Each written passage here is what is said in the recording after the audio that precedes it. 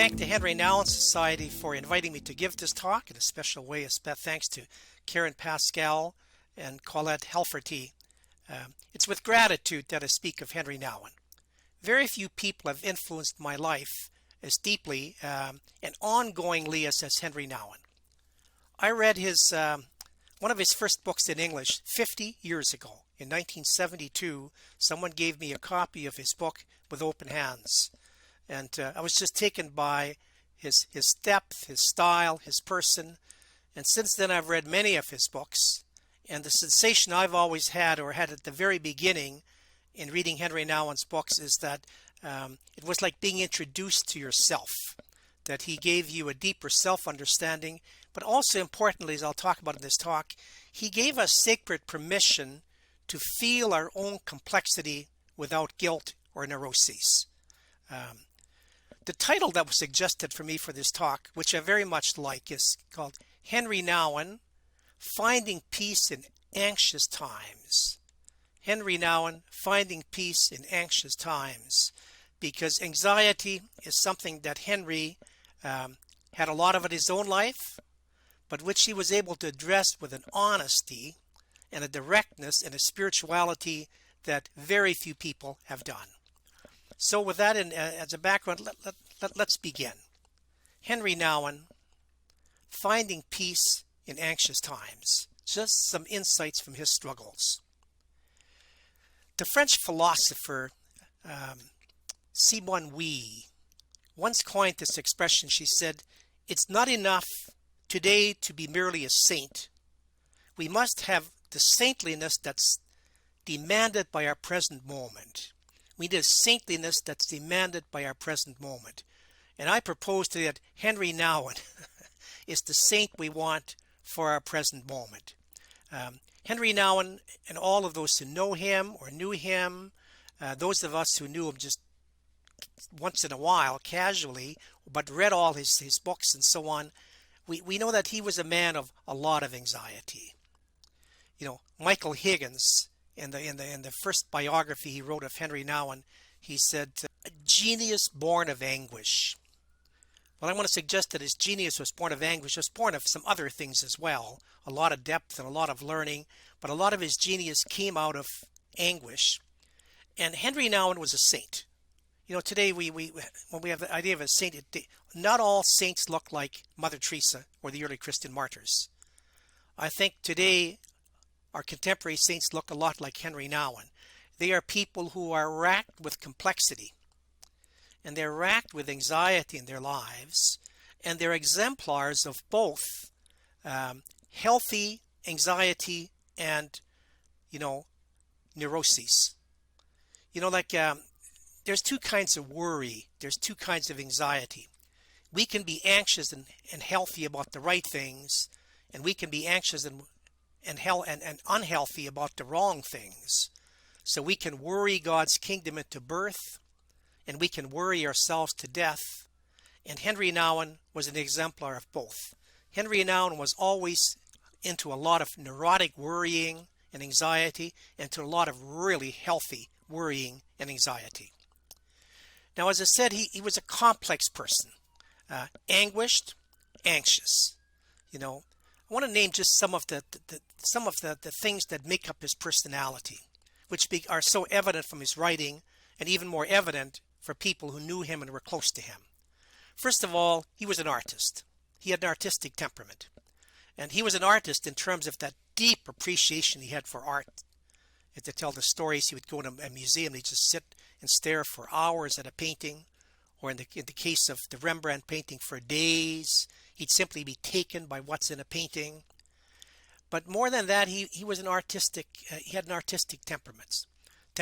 And artists are complex, and often great artists struggle with balance in their lives, and their very, very creativity takes them beyond balance so often. Oftentimes artists don't have balanced lives. They're not bastions of, just common sanity, robust sanity. They live on the edge. Iris Murdoch, the great writer, sometimes when she was trying to be creative, she would check herself into a mental hospital and she'd stay there for some days in a straitjacket just to see what this would do for her creativity.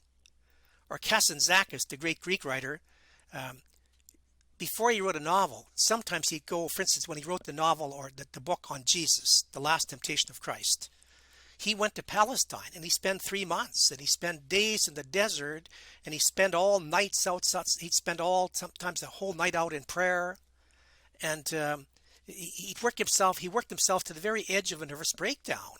Then he sequestered himself in a hotel room, and for 6 weeks, and wrote this book, and afterwards he was completely burnt out. That's what artists do. Henri was an artist, okay? And artists also struggle with a lot of inflation and depression. So artists can be very, very high, and they can just absolutely light up a room, and then the bottom can fall out on them. You know, I once shared a stage with Henri, the only time I ever met him in person, in Winnipeg in 1988. And he was actually, at the time, recovering from a clinical depression. And the people were just mesmerized by him. We were in a hotel in Winnipeg. There were about 800 people. There was some Catholic hospital association. And they didn't even know who Henri was. But he'd come out and he'd sit on a stool, no notes, a sweater over his shoulders, and he'd simply spellbind them, and he'd create energy. Then he'd get off the stage and he'd be completely wiped out, almost crying, you know. That's artists. When I was studying in Belgium, and had the great privilege of taking a course from Christiane Brusselmans, who refounded the RCIA. I remember sitting in class and simply being taken by her graciousness, her energy, and just the buoyancy she brought into a room. And after class one day, I went to see her and I said, Christiana, you're just wonderful. You're one of the best teachers I've ever sat under. She began to sob. She began to cry. See, that was Henri, the artistic temperament. And then he was a hypersensitive man. That doesn't come through so much in his writings, but it certainly comes through in his all the people who knew him, So he had a powerful sensitivity, which is always a great gift, and it's always a great burden, because sometimes it doesn't leave you the resiliency to react without a lot of wound. And then he had an obsessive personality, which is again part of an artistic personality, but Henri was an obsessive person. So by his own admission, sometimes Henri would fall in love, and he would fall violently in love with somebody, and being a celibate, he couldn't act out on this, and sometimes it put him into a clinical depression. He simply at times couldn't handle his obsessions. And then he was an anxious person he had this haunting thing about he could never find his way home. As you know, Henri had all this wonderful success in his life. He published all these books. He was tenured at Harvard and Yale. He was getting speaking engagements and invitations almost every day. The world wanted him. People adulated him. And he kept walking away from this. He walked away from Notre Dame, from Yale, from Harvard, from different places, saying, no, I'm not at home. I'm just not at home here. He tried the Trappists. He tried going to Latin America and living with the poor, and never couldn't find a home. And eventually, through L'Arche, he found what he considered his home, but that was late on in his life. He was always searching for, I can't find my way home. There was an anxiety about, not just about finding his way home, but also finding what we'd call his true vocation. So Henri was this remarkable, exceptional, spiritual writer. Obviously, that's a vocation, but it's not really my vocation. He always had this anxiety. Then finally, he was a person who carried a deep wound. And, those of us who work with his writings and so on, we've often tried to pinpoint what's the origin of this wound, or what was this wound. But Henri was never, until late in life, he carried this wound, and it wasn't a secret. He made no secret about it. And it manifests itself in this way: the fact that he could never really find his way home, but especially in that he couldn't really receive love. He was so adulated. He was a loved man, and this was just, he couldn't drink it in. he couldn't take that affirmation as a blessing. He could talk about it for others, but he couldn't do it for himself. Then, of course, late on in life, when he was hit by this van, and he was kind of clinically dead for a few minutes and so on, and he had this experience of God's love. Afterwards, his writings showed this. So the return of the prodigal son, the life of the beloved, where Henry said, like, I can finally let people love me. I can finally take in love and let it bless my heart. But most of his life and many of his writings are still a struggle to find that healing from this wound. Now, that's his personality. How did he cope? And this is where we can learn from Henri Nouwen. This is, I think, where our world and we personally can learn a lot from Henri Nouwen. How did he cope with this wound? I want to mention a number of things. First of all, he coped by humble honesty. Just humble honesty and no denial. One of the things you'll find out what's so healthy in Nouwen's books, and that's why so many people like him, there's no denial. There's just, he lays his soul bare. And he does it, actually, and that's part of his genius. He lays his soul bare, but he does it in a way that's never unhealthily exhibitionistic. You know, it's really a tricky formula to kind of lay your soul bare and not have people turn away. To lay your soul bare and keep the aesthetic distance, to keep perfect aesthetics there. So Henry could do this. This was his genius.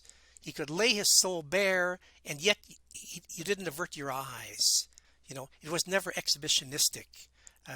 That's a power he has in his books. You know, people can write safely, and they don't get to this depth, and other people can lay their souls bare, but it's like piety that's too sweet. You got to turn you have to turn your eyes away. You have to avert your eyes. So Henry coped by this radical honesty, by no denial, and then secondly, a very important thing, something that influenced me very deeply, was he was able to accept and hallow his complexity. You know, we are so complex, and to accept that we are complex. I think that's where so many other spiritualities come up short. They give you the impression that this should be easy, that it's not complicated. It is. You know, we are pathologically complex.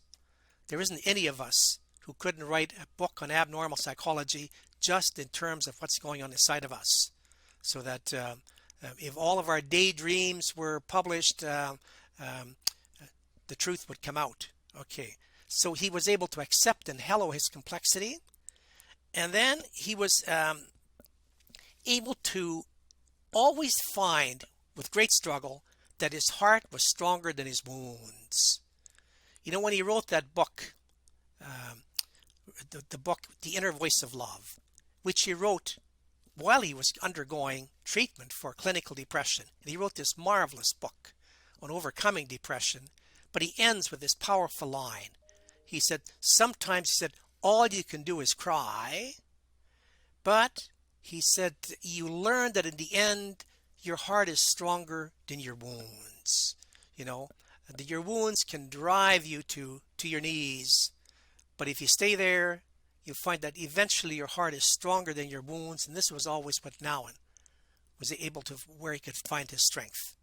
And then prayer, and a humble prayer. You know, his prayers are read by many because they're prayers like the Psalms that take in our struggles, take in just our humanity, our helplessness. So his prayer was humble, and then his capacity to share his wound. You know, as Schopenhauer, the great philosopher, once said, he says, everything can be endured if it can be shared. And Nouwen was able always to share his struggles, to share his wounds. And then he was a creative person. Nouwen dealt a lot, was able to cope with a lot of his woundedness by creativity, by writing all these books, by giving all these talks and so on, which wasn't an escape. Creativity is one of the properties of God. And when we act like God, we get to feel like God. And creativity is one of the great healers that there is. You know, we always need to be creating something. he was able to write books and do other things, but for some of us it might just be gardening. It might just be able to take care of some birds in our backyard, but to do something that's creative. And so Nouwen's creativity, that in many ways it was his great crutch. It was his ultimate therapist. And then his contact with the poor, which wasn't really deep in his life until his years at L'Arche. And then he was able to reflect, and he was able to realize deeply that that's where he needed to be. He has these wonderful comments how all those years when he was getting all this adulation, whether it was at Harvard or Yale or on all these talks he gave, when he got to L'Arche, the core people, they didn't know who he was. They didn't care he was famous. And in there, he finally had a sense. That worked like a grounding, like a lightning rod. It grounded Nouwen. And then lastly, he was able to seek professional help whenever he needed it. So it was part of his humility. When Nouwen was on the edge of a breakdown, he didn't let himself break down. He threw himself to the arms of some therapists, some community. He would simply say to people, help me. And they did. Now, what's to be learned from that? Finding peace in anxious times. What's to be learned from that? Well, first for our culture. Our culture, and I'm going to use a careful verb here. Our culture is awash with anxiety. Today you watch the news. You don't have to watch any more horror pictures. You don't have to watch, dark pictures. You just watch the news at night. There's just so much anxiety in our world, that our world in many ways is imploding with its own complexity. So that I think that's not too strong a verb. We're just imploding with our own complexity. So life is moving so fast that the fastest people can keep up. So many people are being left behind. So many people, where our psyche is fracturing. I live in the United States now, and recently, just in this last month, we have a massive shooting virtually every day. Virtually every day, we've had more than 100 since the beginning of this year. Where somebody's psyche just breaks and they take a gun and they begin to shoot people. That's just one symptom, but just the breakdown, the anxiety, the polarization, the incapacity for us to agree on anything, and just the pain that's in our culture, in our society. And then also our culture is hypersensitive. Remember I said Nouwen was hypersensitive. Well, today, one of the features of our culture causing some of the anxiety is that we are a hypersensitive culture. Partly that's good because in the past, sometimes to do with racism, with race, with the LGBTQ, with many things, we were not sensitive enough. But today, the sensitivities, the woke movement, and so on, it's almost too much for a lot of people. Okay, and then we're an obsessive culture, and we're a deeply wounded culture. Our culture has all the same struggles that Henri Nouwen had. Now, what do we learn from that? Well, I'll talk about first personally. And I can use myself. This is what I learned from Henri Nouwen. And I think it's something that these are things that most people can learn from Henri Nouwen. The first one is this: to name our moment, to name honestly and humbly our struggles. Richard Rohr has a great expression. Richard Rohr says, not everything can be fixed or cured, but it should be named properly. Henri Nouwen named things properly. We need to name our complexities. We need to name our struggles. Again, I'll just use an example. Some years ago I was speaking to a group of priests, and the topic was mercy, the year of mercy. Well, as I'm speaking, some priest puts up his hand and he says, Father, well, why do you talk and write so much about sex? I thought, maybe we're talking about mercy. So I said to him, I want to ask you a question. I said, I write 52 articles every year. Been doing this for more than 30 years. And every second year I do one on sex. That's 1 out of 104. That's less than 1%. Now, why would you think that's excessive? Now, I don't want to be hard on this young man, but notice that there's a denial, like sexuality shouldn't be an issue at all. Well, it's the air we breathe. It's what we feel inside of ourselves, See, we need to be able to name that, as Nouwen did, with some honesty, with some humility. Then secondly, and very importantly, we need to accept and hallow our complexities. Not just to recognize and name our complexities, we need to accept them, and we need to hallow them. What do we mean by hallowing them? Hallowing them means we need to give ourselves sacred permission to feel them the way they are meant to be felt. I'll give you an example. When I was an 18-year-old novice, Oblate, and I was in an Oblate novitiate in Lebret, Saskatchewan, and we were 18 novices and 5 staff members, and we were living in a building across from the town, across from the highway, the freeway, and the town. So we were just on this little remote dirt road that you had to go around and cross the bridge to get to us. We're the only people on that side of the lake, and we're all men, and mostly young men, 18 years old, and all we're going to see for a year is each other. But what we're going to see is life, traffic on the other side of the lake, lights from the town, and so on. So we're 18-year-old guys full of hormones, full of restlessness, and so on. But we were studying. Everything in our studies had nothing to do with this.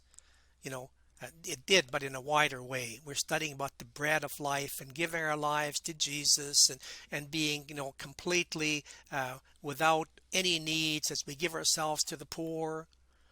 Well, one day a priest came to visit us, a wonderful priest, and he got us into the conference room, and we're sitting there, the 18 novices, all of us 18 years old, and he says to us, you guys feel a little nervous? A little restless? And we said, yeah. I said, well, you should. He said, God, you must be jumping out of your skin. He said, you must be going nuts over here. I said, all this young energy, and you're on this side of the lake, and there's life's on the other side. He said, you must be jumping out of your skins. And he said, good, it's good. He said, it means you're healthy. That's the way you should feel. He said, you can do this. He said, it's a good year in your life. It was the first time in my life somebody gave me permission to feel what I was feeling. Gave me sacred permission. He said, no, he said, it's good. It's a sign you're healthy. He said, God, if you weren't feeling that, you'd have to go in for some kind of pills or something. There'd be something wrong with you. He said, you're normal. That's good. But see, it gave you permission, sacred permission. That's the way God wants you to feel. That's the way God built you.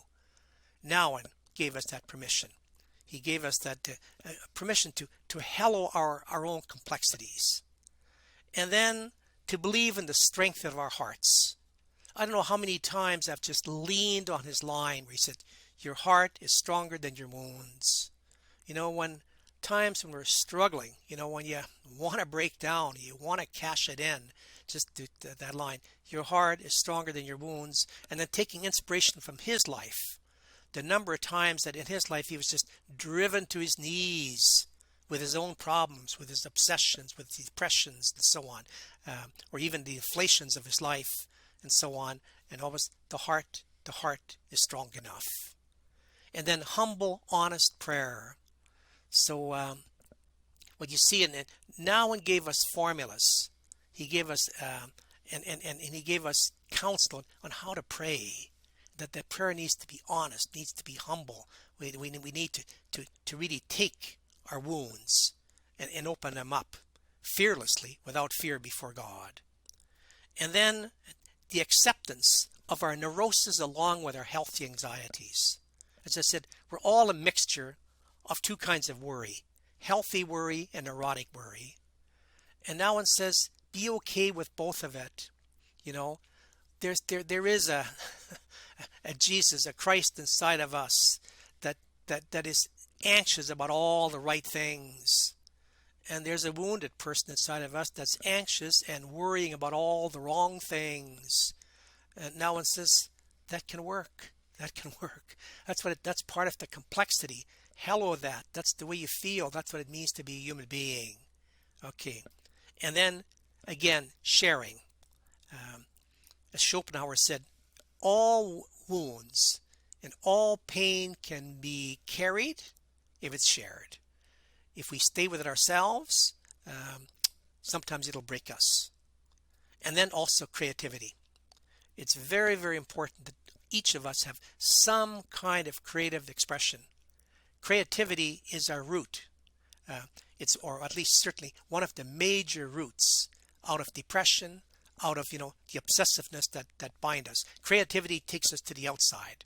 Our wounds, our obsessions pull us to the inside. And then contact with the poor. It took Nouwen years to really get with the poor. He tried when he went to Latin America, but it didn't work until he got to L'Arche and Daybreak.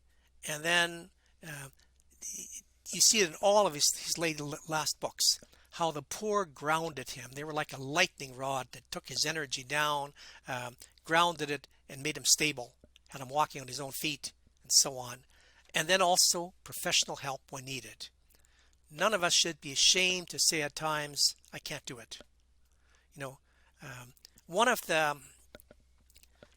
When they write the history of spirituality, I think when they're going to come to America, they're going to say, you know what, America's great contribution was to spirituality was 12-step programs. All 12-step programs are predicated on one thing. At times, we cannot do it by our own willpower. At times, we cannot do it on our own. We need grace and community. Grace and community. And at times, if we try to do it on our own, we can't. And Nouwen taught us this. Now, I want to conclude here by talking about some of the things that our society can learn. Our culture as a whole, how it handles its anxiety. And the first one is that we need to have what I call honest, non-ideological diagnostics. Let me repeat that. Honest, non-ideological diagnostics. What do I mean by that? One of the many great things that Henri's writings, but one of the things is notice Henri could never be classified easily. He's a liberal, he's a conservative. Henri was always above that. He was above ideology, or at least mostly. Nobody's perfect, But see, the conservatives couldn't write him off. The liberals couldn't write him off. Like Henri's writing, somehow he transcended that, And yet you keep putting his finger right on the pulse of things, but in a non-ideological way, He had an unclassified number and so on, so that, you'd be hard pushed to say Henri Nouwen was a conservative. You'd be hard pushed to say he was a liberal. The same as you'd be hard pushed to say either of those labels about Jesus. At times they're very liberal, and at times they're very conservative, because they're neither. They're beyond that. Then secondly, the acceptance of our complexity of multinationalism, culturalism, and globalization. Today where our society is struggling so much is with basically multinationalism and globalization. Let me risk saying something here, and I hope it's not ideological, but when we use expressions like make America great again, make Britain great again, Brexit, Islam, make Islam great again, make Hinduism great again, and so on. Underneath all of that, there's always, or make Roman Catholicism great again. Let's make the church great again. Underneath all of that is always a fear that it's changing too much. We're becoming, life is faster than we are. We need our old ways. Some years ago, I was reading in a sports magazine, and they were quoting this pitcher from the Atlanta Braves, and he was talking about how, we need to make America great again. And he said, we played in New York, and we went to Yankee Stadium. We went on a subway, and I looked around. He said, I saw all these people, and they were different colors, and they were speaking different languages. And I said to myself, who let all these people into our country? Now, I said it in sympathy. That speaks for millions, who we used to be white, and we used to speak English, and we used to be Catholic, or we used to be Christian, we used to be this, and now it's all changing. And I said with sympathy, it's frightening. It's frightening. It's frightening a lot of people. It's paralyzing a lot of our political structures and so on. And Henry, again, is a model that transcends that. I mean, that can help us transcend it. Or the gay question, the women question, the Me Too question, and so on. In every one of them, the cancel culture thing, Henry's writings can be a guide for us. Okay. And then more attention to mental health. Today we are getting ever better at curing physical health, and we're getting ever more sophisticated, and I'm not sure we're making much progress in understanding the fragility, the mental fragility of so many people. The same as there's a physical fragility and a physical fragility in many people. Not everybody is born with robust health physically, but not everybody is born with robust health mentally. And a lot of people struggle for just common sanity, stability, and Henry at times did, and he landed so healthily, and in the end, and so on. So I think from Henry we can take some cues. I'll just give you one example. About 25 years ago, I began to write every year. I would write one article on suicide and publish it.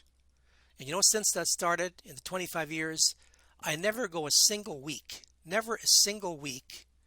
that I don't get a letter, a phone call, a text, an email from a family who has lost somebody to suicide. In the United States now, we have 3 to 4 suicides every minute. We have mass shootings and so on. We have just people breaking down, people going under mentally.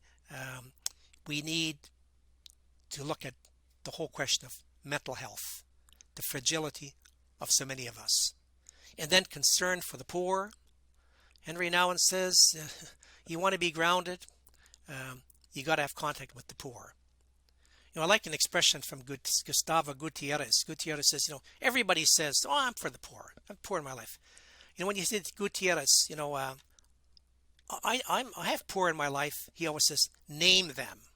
Name at least one. Name at least one really poor person that you're in personal contact with. He said, if you can't do that, you're not in touch with the poor. But in our society right now, the gap between the rich and poor is widening exponentially. As that widens, so is our mental health issues, and everything else, political issues, are also going to widen. And then lastly, our society can learn from Henry again is the importance of creativity. That to be creative. Creativity is the root. It's the root to mental health. It's the root to vibrancy in our lives, and so on. And here I want to make one concrete application. And that is that we are losing in our society the concept of Sabbath. See, God has prescribed a mental health rule for us, and that is that one day a week we are meant to celebrate Sabbath. We are meant to kind of enjoy the next life in this life. And today, Sabbath has essentially died in our culture, few of us go to church, and even when we go to church, somehow between information technology and social media and all the things we do, there's no more Sabbath in our lives.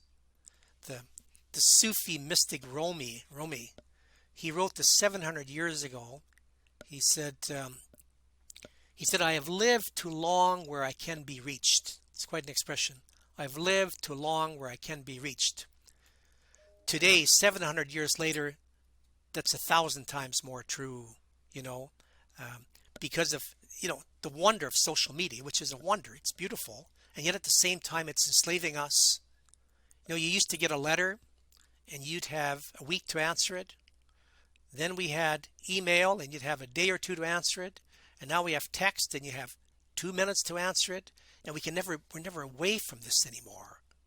Some spiritual writers now are writing about what they call the importance of having a cyber Sabbath, where you take one day a week or one portion of a day, and we simply shut down all our machines, and we simply we're free from them.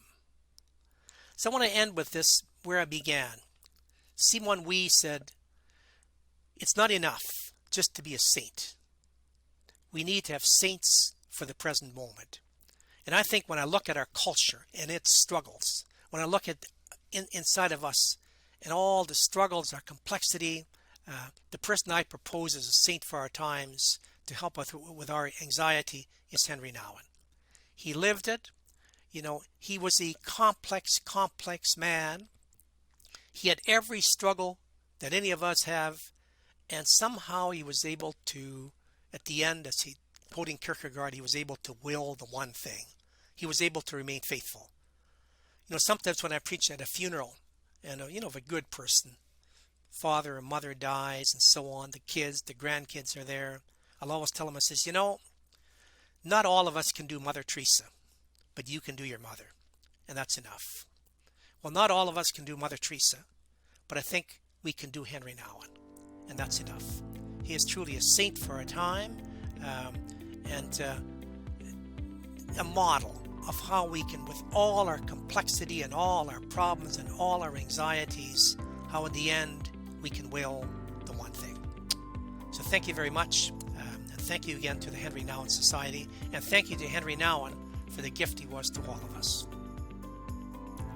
Thank you, Ron. You really are a gift to us at the Henri Nouwen Society. I want to thank you because you position Henri as a saint for our time, and you also remind all of us to learn to will the one thing.